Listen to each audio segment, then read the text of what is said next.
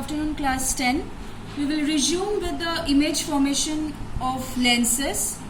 In the previous video lesson, we have done till 2 cases of convex lens. We will continue with the different other cases for convex lens. Okay. Now we have done till when the object is placed beyond 2f1. Now the object is placed at 2f1. Okay, it's placed at 2f1. Same, my measurements are that means I've taken same thing, principal axis, taken the vertical line. This line you can take as much as you can, it does not need any measurement. Okay, then I've taken this as 2 centimeter, 2 centimeter, this also 2, this also 2, and I've marked f1 to f1, f2 to f2. Object height, everywhere I've taken 2 centimeter. So now when this object is placed here, again same thing, passes through optical center, after refraction undeviated. Parallel to principal axis, obviously it will meet at f2, right? See the intersection point I'm getting at this place. So when I'm joining this, a dash, b dash, okay, real again, real, inverted, and you will notice that it's the same size. This also comes out to be 2. Same size of the object. And image is formed at 2f2. So when object is at 2f1, image is at 2f2. Fine. And notice the characteristics of the image. Now this application is found in the terrestrial telescope. Now what is a terrestrial telescope? I'll just give a brief idea. It's basically used for viewing the different objects on the surface of the earth. Now you will find in your book it's given that it is used to erect the inverted image. Now if this we are getting for a object we are getting inverted image. Now if the object itself is inverted, we'll get a erect image, right? Because it will erect the inverted object, right? So it is basically used therefore when to erect the inverted image formed by the objective lens. Objective lens is a type of lens used in the microscope. Okay, so you don't have to know the details because it's you have to go through a lot of complicated things for that. So just know the application. And why is it used? Because it will be keeping the size of the image same. So it won't alter the size, right? The one which we are getting from the objective lens, we are just erecting the image without changing the size, right? Okay. Next is when the object is kept between f1 and 2f1. See, f1 and 2f1, between it I have kept the object. Same thing, passing through optical center, passes undeviated, parallel to principal axis, meet at the f2.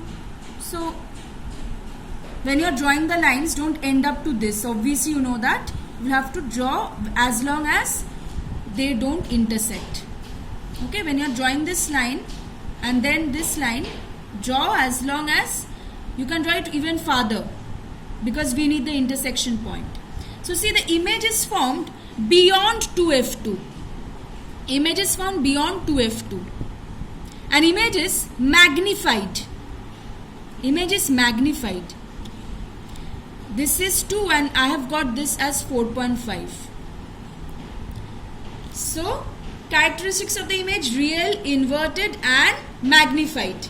Okay, and when it is between f1 and 2f1, it's formed beyond 2f2. This application is found in the cinema or the slide projectors, where obviously the object which needs to be magnified has to be kept in an inverted position. Why? So as to get the erect image, because we are getting inverted image. So if the object is kept like this, we'll give like this.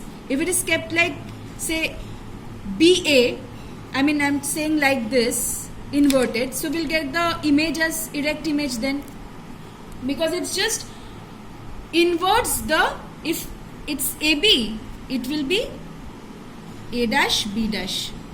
So if I keep it like this, we'll we'll get it like this. That's what I want to say.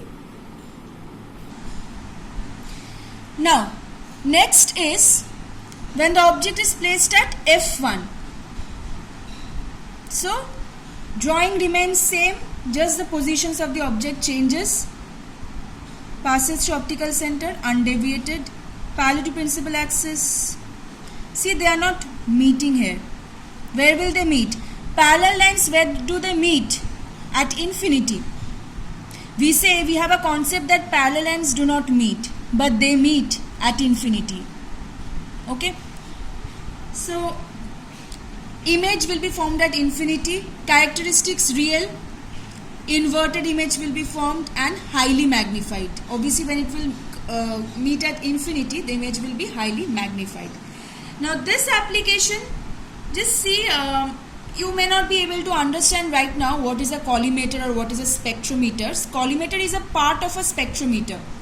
So, it's used in the collimator lens to obtain the parallel beam of light. This object is placed at f1 such that we get a parallel beam of light. Spectrometer is actually used for the spectral analysis of different wavelengths of light. So, you just know for the time being the application, because these things you will not learn in this class. Next is object is between O and F1. O and F1. See, I have kept the object here. Okay, O and F1.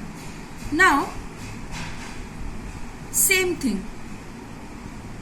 Passing through optical center, undeviated, parallel to principal axis. After diffraction will meet at F2. See, they are not meeting here anywhere. We have to produce the line backwards. We have to produce this line backwards in order to ensure the fact that they meet at a point. So that's why I've taken dashed lines. Wherever I've taken dashed lines, that means they are not actually meeting, but they appear to meet. What is the image formed then? This is the intersection point. So that means A dash, B dash. It's an erect image, see. This arrowhead. So arrowhead here, A dash, B dash. Erect image and virtual image. This time for convex lens. And magnified also. This application we find in the magnifying glass or a simple microscope. Okay. Now you don't have magnifying glass or simple microscope this time in your syllabus. So, but just learn the ray diagram, because this is a case of a convex lens only. Okay. Now notice this, for all the cases we have found wherever we are getting real image, we are getting inverted. See, all the real images are inverted and all the virtual images are erect. So real image is always inverted and real image is formed by the actual meeting of the refracted rays. When the refracted rays, they actually meet, they will form real image. For all the cases, notice this.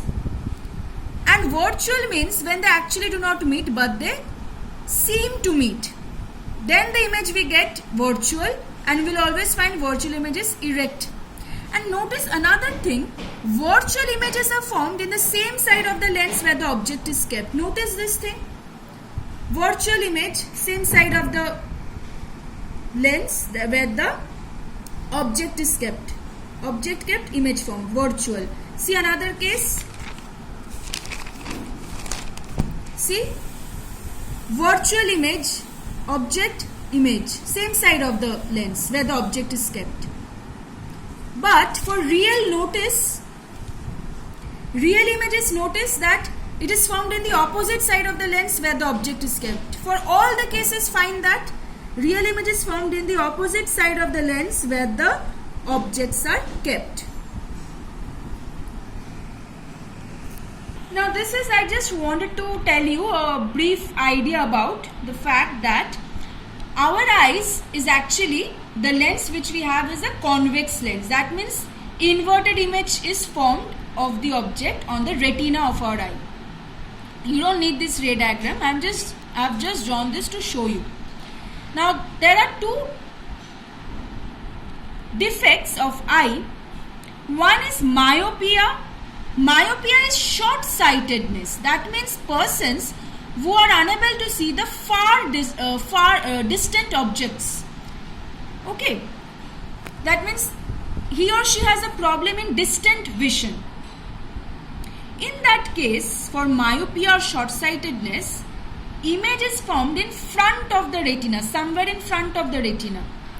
Because, you know, when myopia patients, eyeball actually elongates or the curvature of the eyeball increases. As a result, see, the rays are coming, they will meet before they even reach retina.